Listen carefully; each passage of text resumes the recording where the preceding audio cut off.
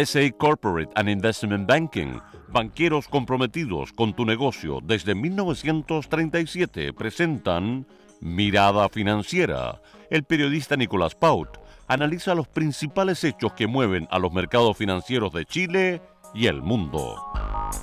¿Cómo están? Gracias por acompañarnos a esta hora de la tarde aquí en Mirada Financiera en este día miércoles 21 de septiembre.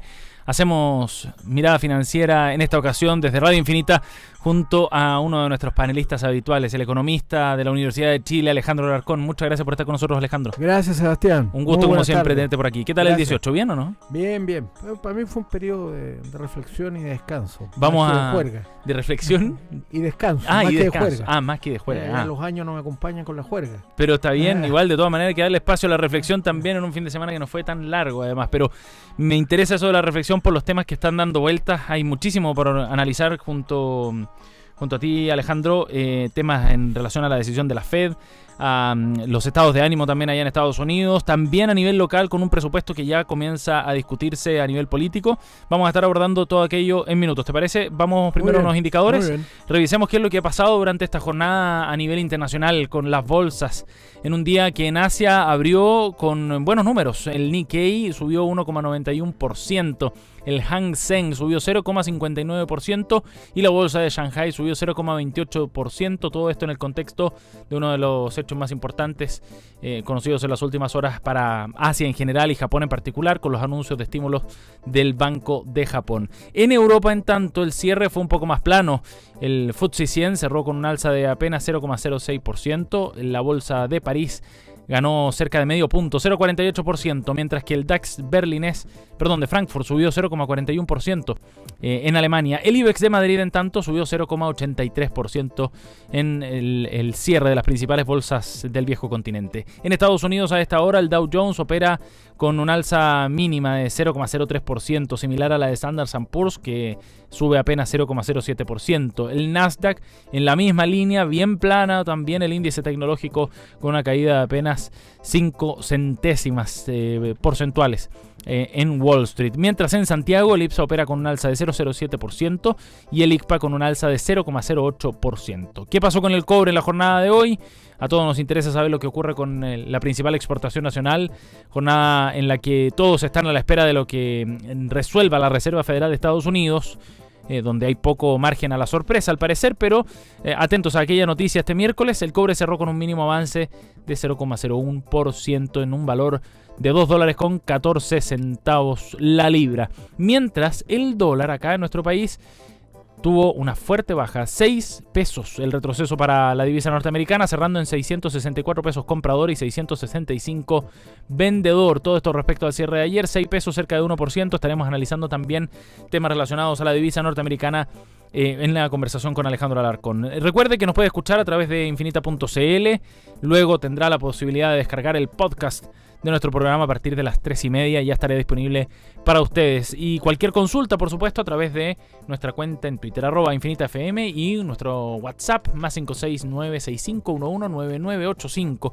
Los comentarios para analizar la información nacional e internacional, por supuesto. Estaremos conversando con Alejandro Alarcón, como le decíamos, economista de la Universidad de Chile. Alejandro, y me gustaría comenzar por lo que está pasando acá en Chile y con una discusión que se instala ya y que podemos vincular de inmediato con algunos datos económicos. La próxima semana tendremos ya IMASEC, así que algo de eso podemos adelantar. La discusión sobre el presupuesto. En esta época de fin de año, con una economía que no da señales de repunte todavía, con un espíritu también que está algo alicaído en los inversionistas y empresarios, y comienza una discusión difícil, un gallito duro para el ministro Rodrigo Valdés, con un 2,9% como una posibilidad de reajuste. ¿Cómo ves tú ese número y la discusión en general ambiente? Bueno, lo que estamos observando es una consecuencia directa, ¿no es cierto?, de una restricción fiscal que se viene, ¿no? Y se viene fuerte porque el déficit corriente, que se llama por periodo, no el balance estructural, que es otra cosa, realmente está obligando a las autoridades a tomar medidas respecto al crecimiento que va a tener el gasto que se va a presentar al balance de este año en el Parlamento, que tiene que estar determinado el 30 de septiembre, o sea, muy pronto. Claro. Y eso determina una serie de ajustes, en una serie de partidas, y particularmente lo que tiene que ver con los sueldos y salarios. Por lo tanto, el ministro enfrenta dos restricciones, pero él está imponiendo una regla muy conocida en economía. Los salarios reales, para que puedan crecer, tienen que crecer por productividad, básicamente. Eso es lo que determina. Por eso que la economía que observamos vemos crecimiento de los salarios, cosa que en Chile no está ocurriendo en los últimos años a esta altura, y tampoco se ve mucha posibilidad que vaya a empezar a crecer más. Entonces, el ministro ha dicho que está dispuesto a dar un reajuste del 2,9%, ¿sí?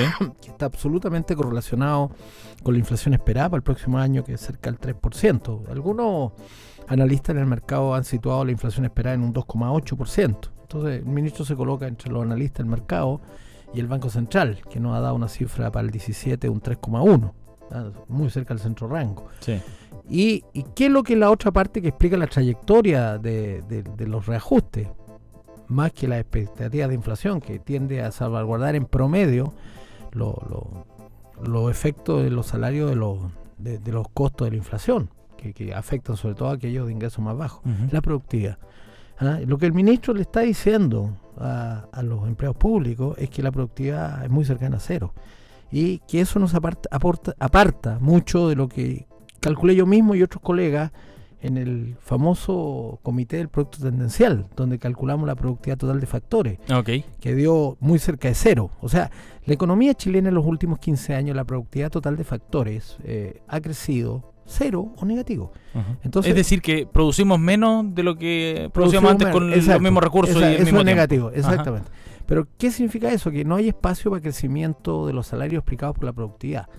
Pero adicionalmente a eso está la restricción presupuestaria, es decir, el crecimiento de los salarios públicos, el reajuste de los salarios públicos, está correlacionado con las restricciones objetivas que tiene el ministro para llegar a cumplir el balance estructural del año 18. Sí, hay una correlación entre lo que crece el gasto en sueldos, el gasto en bienes y servicios, otros gastos públicos, en el presupuesto, sí, y la cifra que le va a permitir la realidad de esta economía. Y la realidad de esta economía, para seguir siendo una economía bien mirada a ojo de los inversionistas internacionales, es que no puede crecer más de un 3%. Yo tengo calculado que podría crecer 2,8% para llegar a la cifra de balance estructural el año 2018, que es -1 como balance estructural, que es la diferencia entre ingresos fiscales y gastos fiscales de mediano plazo. Alejandro, son permanentes, digamos. Alejandro, pero por otro lado, ese número, el del presupuesto y cuánto podrá crecer el gasto fiscal a partir del próximo año, también enfrenta presiones políticas importantes.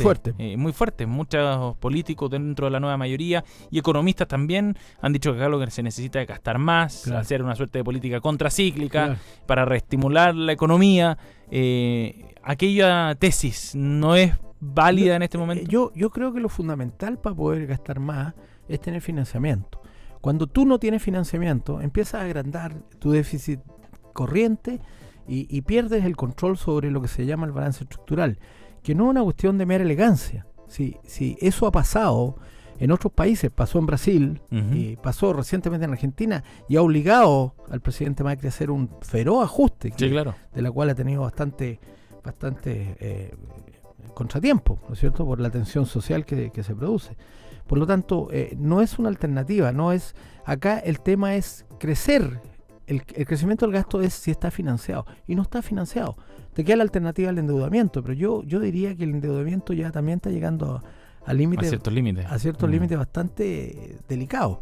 Por lo tanto, yo creo que el ministro de Hacienda está haciendo bien la pega. Está señalándole al país, esto es lo que podemos gastar. Sí, al final, la diferencia entre gasto e ingreso se le aplica al gobierno, pero también se le aplica a la familia. Sí, claro, se le aplica a los países. Doméstico, ¿no? Claro, y esa diferencia entre gasto e ingreso, de cualquier tipo, para una familia, para un país, para el gobierno, tiene que ponerla a alguien. Y ese alguien se llaman los acreedores, la deuda. Hasta que los acreedores dicen, no, yo no te financio más tu exceso de gasto. Sí. Lo mismo, es conocido el tema de los bancos, cuando de repente con la línea de sobregiro no te financian más el exceso de gasto. Bueno, y en ese sentido es bien relevante hacer el análisis respecto a lo que significa un gasto mayor al que tiene Chile hoy día como capacidad de ingreso, digamos, gastar más de lo que está ingresando.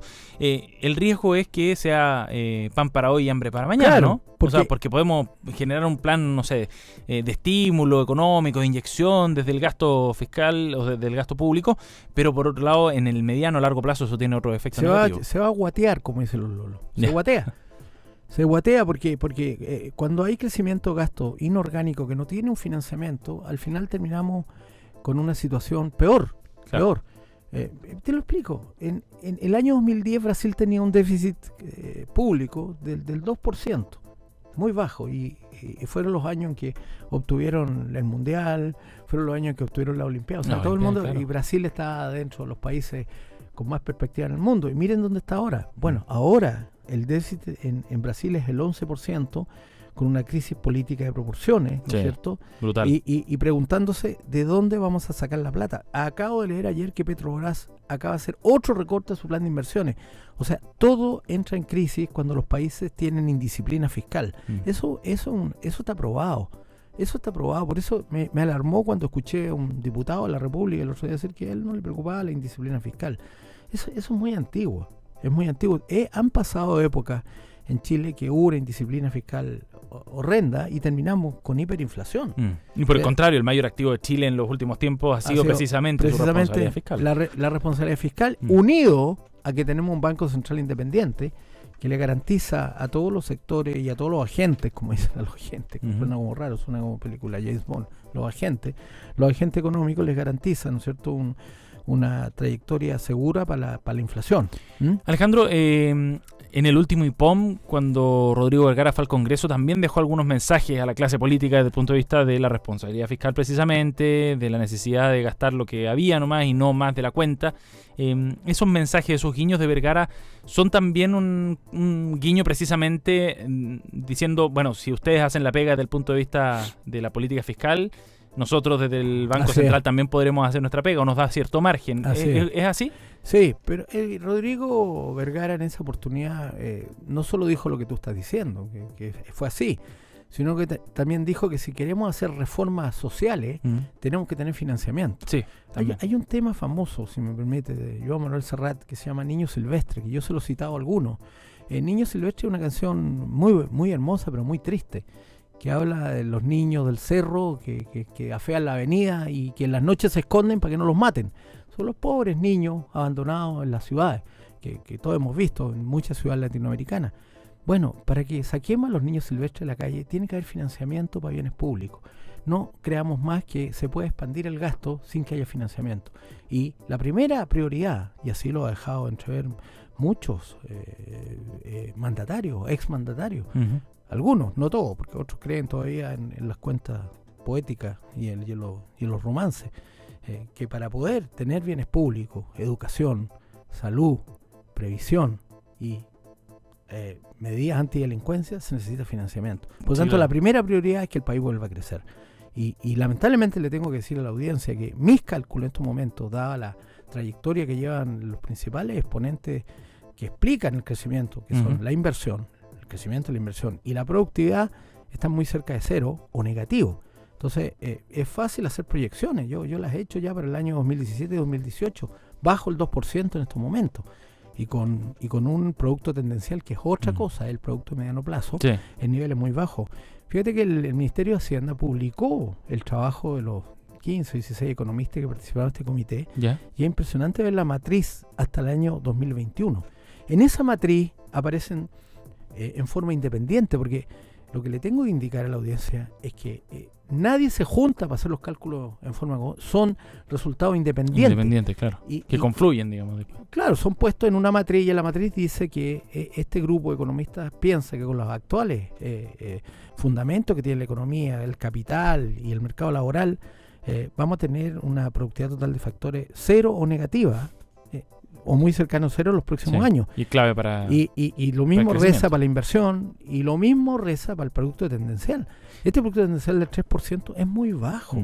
Es muy bajo. Porque la economía chilena tiene más capacidad. Digamos, La economía chilena ha crecido en términos tendenciales entre 5 y 6% en el pasado cercano.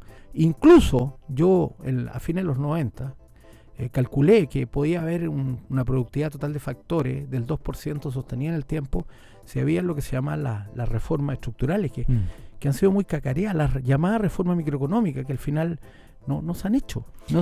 De hecho, si nos vamos al corto plazo y a los datos que ya tenemos ahora en mano, hoy día conocíamos el IMACON, el índice mensual de actividad de la construcción, que creció 1,5% en julio, el peor desempeño desde noviembre del año pasado para este dato en un sector sumamente relevante para la economía nacional. La cifra debajo, además del promedio anual de los últimos 5 años, que es de 4,9%. La próxima semana tendremos IMASEC también. Sí, el día 5. ¿Qué se puede esperar para ese IMASEC en particular antes de ir a la pausa? Yo tengo un cálculo que me da entre 1 y 1,5, que es muy bajo, que es la meseta que yo he llamado hace muchos años que estoy explicando con las mesetas. Me dicen que estoy dedicado al andinismo, pero las mesetas van situando la economía. Es como cuando uno mira las trayectorias de los aviones en el espacio, ve que van como planos así. Esas son las mesetas. Y eso es lo que nos está dando. La economía chilena está instalada en una meseta cercana al 1,5%. Y eso debería ser el IMASEC, corresponde al mes de agosto. Al mes de agosto, claro. Sí. Vamos a ver qué es lo que dice la próxima semana el Banco Central con aquel dato que conoceremos y que revisaremos, por supuesto, en profundidad también aquí en Mirada Financiera. Nos vamos a la pausa, Pablo, ¿te parece? 2:17, nos vamos al corte y volvemos.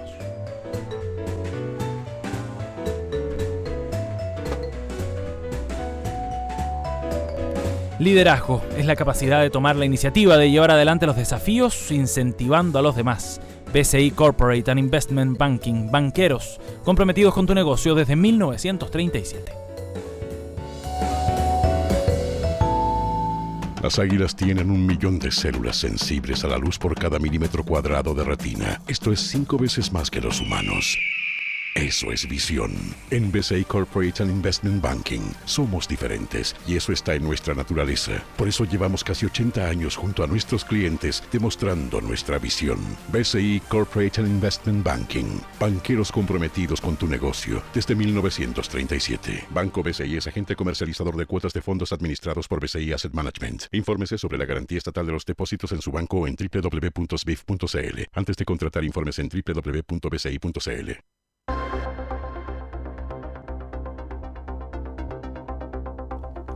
Ya estamos de vuelta aquí en Mirada Financiera, aquí en Radio Infinita, por supuesto. Les recordamos que pueden interactuar con nosotros en nuestra cuenta en Twitter, @InfinitaFM, y en WhatsApp también, más 569-6511-9985, para comentar los temas económicos de esta jornada. Hoy estamos con Alejandro Alarcón, economista de la Universidad de Chile. Alejandro, en el primer bloque hablamos largo sobre la economía nacional, pero me gustaría también que abordáramos otro tema que tiene que ver con lo que está ocurriendo afuera, y en particular con Estados Unidos, donde hoy día, en un ratito más, deberíamos conocer el comunicado de la Fed, el equivalente a nuestro Banco Central, sobre el rumbo de la tasa de interés. Al parecer, espacio para sorpresa hay bien poco, pero más allá de si se sube o se baja y probablemente o se mantenga como se espera que ocurra hoy, los mensajes son súper relevantes en estos comunicados. Sí. Bueno, ahí ha ido lamentablemente perdiendo la puntería fina la presidenta de la Reserva Federal, la señora Yellen, ¿no? Que es bien característica, con el pelo blanco cortito. Sí. Sale. Entonces, ¿por qué ha ido perdiendo la puntería? Porque lo más importante para un banco central es la credibilidad. Y esta historia empieza casi 10 meses atrás, en diciembre del año pasado, cuando la Reserva Federal, a través de la señora Yellen, anunció que este año iban a haber 4 alzas de tasa de interés. 4. Tengo que decir que no ha habido ninguna. Pero ahí, entonces, después vino todo lo que conocimos. A comienzo de año vino el desplome chino, ¿no es cierto? Contaminó un poco a las bolsas. Se recuperó todo eso. El mundo occidental recuperó, y China también. Sí. Okay. Sería muy largo explicar por qué la caída de la bolsa china no importa nada, digamos, pero no lo vamos a tocar en este momento. Pero eso afectó, sin lugar a duda, porque llenó al mundo, el West, como se dice, Occidente, de dudas respecto a si era sostenible el crecimiento de este año y no íbamos a entrar. Incluso se habló que el mundo iba a entrar en otra recesión. Salimos de esa incertidumbre. Entonces el Banco Central de Estados Unidos, la Reserva Federal, hizo lo lógico, que contener el alza de la tasa de interés, y empezó a anunciar que como decía el cuento este famoso que me contaban de niño a mí, que viene el lobo y el lobo se llama el alza de tasa de interés. Y incluso muchos analistas en Wall Street estaban prediciendo que en septiembre era inevitable que iba a venir un alza, pero en el medio, en junio, en el medio del año, vino el famoso Brexit, que ya ha tenido consecuencias, en particular para nosotros. ¿Cuál es, por ejemplo? La trayectoria del dólar en Chile, sin duda, porque el Brexit provocó que una gran cantidad de capitales empezaron a buscar refugio, que suena como extraño, por ejemplo en Chile, entró una gran cantidad de capitales que tiraron abajo el tipo de cambio en Chile. Y la otra gran explicación de nuestra trayectoria del dólar es la trayectoria del dólar en los mercados globales. Hoy día vi con sorpresa cómo nuevamente el dólar se había devaluado en los mercados globales. El euro se revaluó, estuvo en 1.12 y tanto, y hoy día estaba en 1.11 y tanto, lo que es un cambio, parece poco, pero para los mercados globales es significativo. Mucho, es significativo. Y eso quiere decir que la economía mundial está descontando que el dólar todavía no se va a revaluar. Por ejemplo, hoy día nuestra trayectoria del dólar se fue para abajo, 6.67, después de haber besado, como dice una frase muy poética, los 6.80. Y nos vinimos para abajo los 6.80. Entonces, la verdad es que hay bastante incertidumbre respecto a qué va a hacer con la tasa de interés de la Reserva Federal ya a esta altura en diciembre, donde las apuestas son que va a haber un ajuste monetario. Entonces la pregunta que me hace mucha gente es ¿por qué Estados Unidos tiene que subir la tasa de interés? Porque la política monetaria en Estados Unidos es extraordinariamente expansiva todavía. No tiene estímulo monetario, que es una parte de la política monetaria, que es que el Banco Central de Estados Unidos, la Reserva Federal, compre una gran cantidad de activos financieros a través de lo que se llamó el estímulo monetario que se detuvo. Pero sin embargo las tasas de interés de Estados Unidos son extraordinariamente bajas.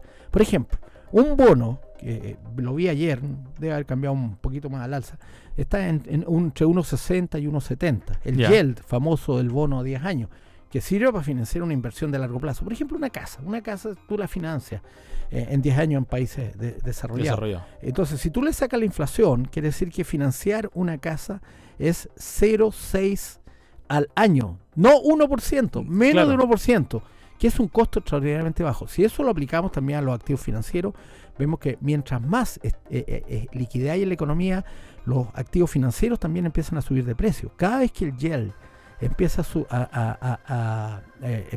el yield empieza a bajar, con el Brexit llegó a 1.35, quiere decir que el precio de los activos financieros y particularmente ese bono llega a niveles muy altos. Más alto. ¿Cuál es el peligro? Que se produzca una burbuja y por lo tanto la burbuja explote. ¿Y hay riesgo de eso ahora en Estados Unidos? ¿O se está incubando? Yo creo que se está incubando algo así, y eso es lo que le preocupa, porque hay cierta evidencia empírica que la última crisis, ya no hay discusión respecto a esto, fue provocada por una burbuja financiera, particularmente lo que pasó con Lehman Brothers, ¿no es cierto? Pero tenía un antecedente anterior con los famosos créditos inmobiliarios, estos baratos, ¿cómo se llama? Siempre se me olvida el nombre. No se me debería olvidar el nombre. Los subprime, ¿no? Los subprime, subprime, que está asociado a ciertas entidades financieras que no eran bancos, pero que prestaban mucho dinero. Entonces, al final, cuando explotan esas burbujas, ahí viene el impacto sobre el sector real de la economía. Y el impacto sobre el sector real de la economía es la función consumo de la economía. El consumo, cuando hay crisis financieras, cuando se desploma el precio de los activos financieros, cuando se desploma el precio de los activos inmobiliarios, se pasa directamente al consumo, porque la gente entiende que es más pobre. Porque en Estados Unidos, en general en los países desarrollados, la proporción de la riqueza en activos financieros e inmobiliarios es significativa. Yo creo que en Chile también estamos llegando a eso, no en el sentido que se está inflando una burbuja, siempre hubo discusión sobre eso en Chile y ahora la mismo ajuste el ciclo a suavizar un poco eso, pero el peligro es ese. El peligro es que al final hay una burbuja financiera, explote y eso se traspase al consumo. Y eso es lo que están tratando de dejarle como mensaje también al Banco Central, o sea, a la Fed, por supuesto, a los consejeros de la Fed, digamos. Por supuesto. Entonces, yo estoy seguro que varios de ellos están pensando, en particular los que le llaman los halcones, porque tú sabes que los dividen estos animales, halcones y palomas. Sí. ¿no? Las palomas son, no sigamos metiéndole liquidez a la economía o mantengamos, y los halcones, no, tenemos que jugar. Los más agresivos. Claro, pero yo creo que siempre, justo medio, como dice la Paulina, el justo medio es que hay que tener cuidado con estos excesos. Y yo creo que ahora sí no viene en diciembre va a venir un ajuste y por lo tanto la trayectoria del dólar en los próximos meses, sobre todo el primer semestre del próximo año, va a ser a reevaluarse, Por lo tanto, aquellos que piensan que el dólar va a estar por allá abajo, el peso, mejor dicho, en Chile, están equivocados. Yo creo que tenemos un piso. Hoy día anda en 6.64. Así es, ese fue el cierre hoy día, 6.64. 6.64, pero vimos que había estado en 6.80. Y si hubiera pasado un alza de tasa de interés de Estados Unidos, habría llegado a 6.90, sin duda. Pero eso, la trayectoria por ahora, si es que todo se mantiene igual hasta diciembre al menos, la nueva reunión de la Fed va a estar entonces en torno a los 6.70. Pero siempre, yo creo que sí. Yo creo que por ahí va a andar la trayectoria difícil. La oportunidad de comprar dólares era 6.50. Ahí hacías una ganancia importante. Para pasar, arriesgarte a comprar para puro invertir, digamos, entre 6.50 y 6. No es mucho. Pero entre 6.50 y 6.90 son 40 pesos por dólar. Ahí sí.